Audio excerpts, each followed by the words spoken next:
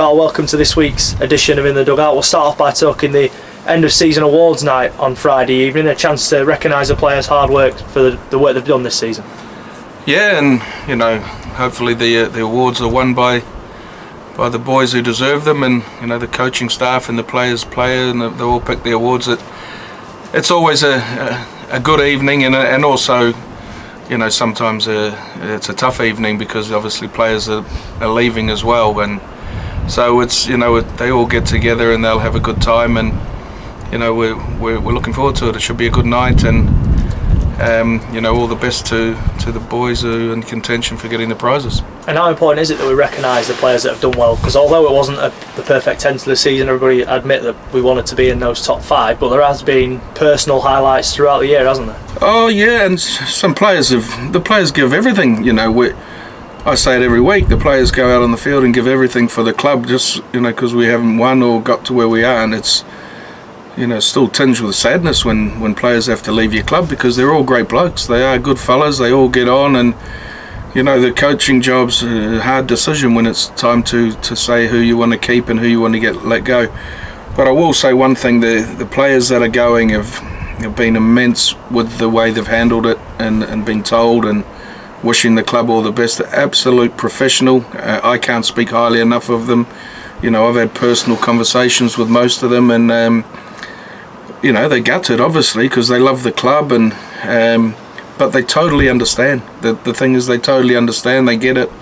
Richard was, even when he had to do what he had to do with him, and I asked him how the boys were, he says they were really good. They gave him some real good feedback. So that's the type of lads they are. They're a good set of lads, and we wish them all the best.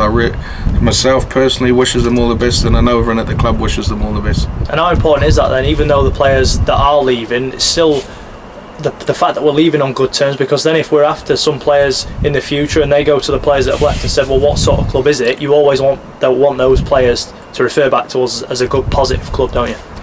Yeah, exactly right. That's how we try to conduct ourselves as a club, and it's you can't sign everybody, and the players that are going, they've all been fixed up. Well, most of them have been fixed up with other clubs, and a lot of them, the door's not fully closed. The way they left and the way they've gone about it is, you never know what's around the corner. So, at this moment in time, we just want to thank them. And we've seen a few players leave. On the incoming side of things, where are we at with targets? Are we progressing anywhere? Tough. It's been tough, but we're quietly confident in the ones we've targeted, and without giving too much away, that we didn't want to bring a lot in. We wanted to bring some quality, and we've lost a few. We've lost a few to clubs that we thought were a chance, and we just couldn't stretch it to where we needed to get to, and they signed for the other clubs. But we'd like to think the players that we're signing come for the right reasons as well, not just for the money. Richard's got his positions he wants key players playing in, and we're close. I'm hoping tomorrow we'll have 2 more signatures, and then we'll see. But without getting too excited, you can't get excited, because until the pen's on the paper, they all go to sleep and wake up the next day and might have a different attitude on what they want to do. So we do our best, and for the club we battle and we sell the club to them. And what you've just said there about other players talking about us, a lot of players say it's a great club, but when we sign the paper we'll let it out. But we're also hoping to announce a few at the season ticket launch night that we're having, and I'm pretty sure the supporters will be quite happy. And some good news internationally this week as well. Hakim was called up to the French squad after the charge from the Newcastle game was dropped. How big a boost is that for him and for us as a club to get that coverage as well? Oh, it's massive for Hakim. With regards his sending off against Newcastle, it was 2.5 hours. I was at the RFL. Without going too deep into the reasons why. At the end of the day, the case was dismissed, and on the evidence, on the witness statement. So you can say somebody's guilty on suspicion, but to me, the suspicion is nothing. You have to prove it. So obviously we did what we had to do, and it was like that. But we came out of it the right side, and the first person I spoke to was Akeem. He'd been named in the French team that day, and he was very, very emotional, I must say, and he's now can go and pack his bags and focus on the World Cup, and hopefully he'll go out there and do really, really well. But certainly happy for him. He's a decent boy. He gave us all for our club. We all know that in the short time he's here. Whether it's the last time we see him or not, I'm not sure. If he doesn't crack it in that whole team, I'm sure he'll come down and what our club's done for him, try his utmost to reward us and pay us back.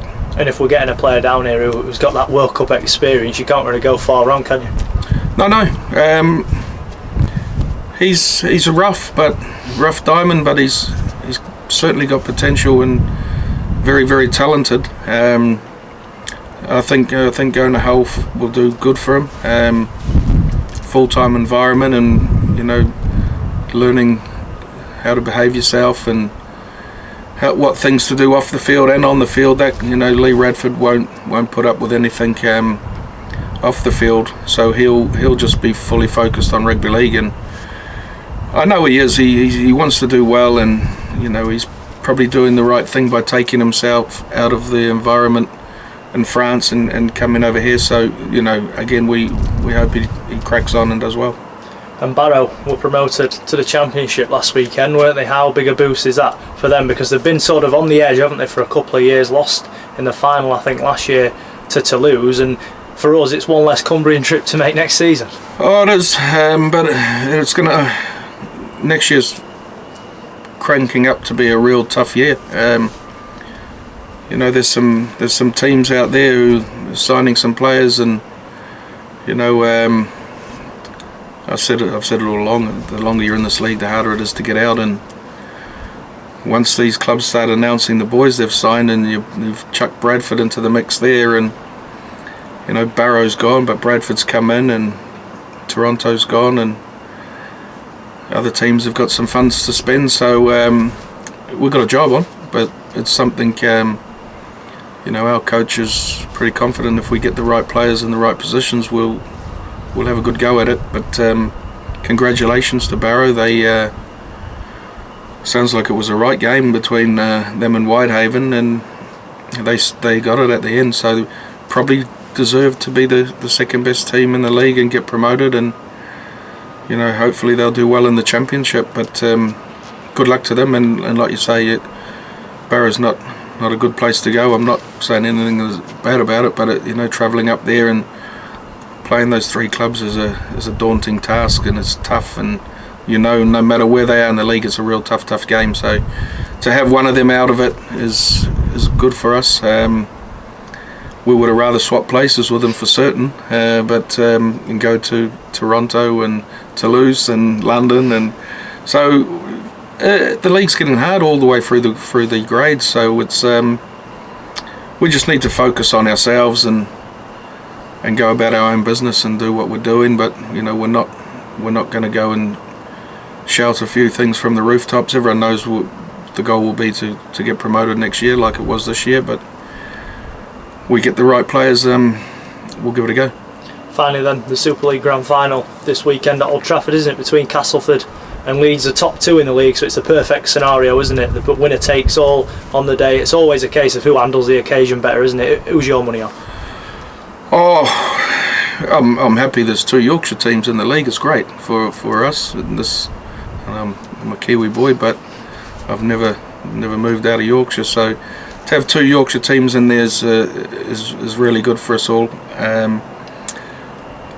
Ex-Leeds player, I'll probably like Leeds to win, but I'd like Cas to win. I think really the team that could have really challenged them in the final would have been Hull if they could have got there. I just felt Hull had Castleford's number. But Daryl's done an amazing job there. Steve Gill's done a great job. You know, the whole club, they've won the Club of the Year, they've won the Man of Steel and everything like that, and Coach of the Year.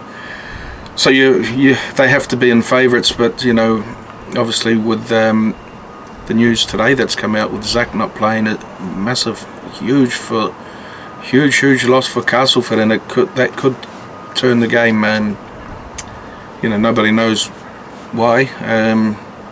Maybe publicity stunt, and he might turn up on on Saturday and play, and you know, everyone's thinking, oh no, Zach, Leeds going to win this. But you can't underestimate how big a loss that is for the Castleford side, and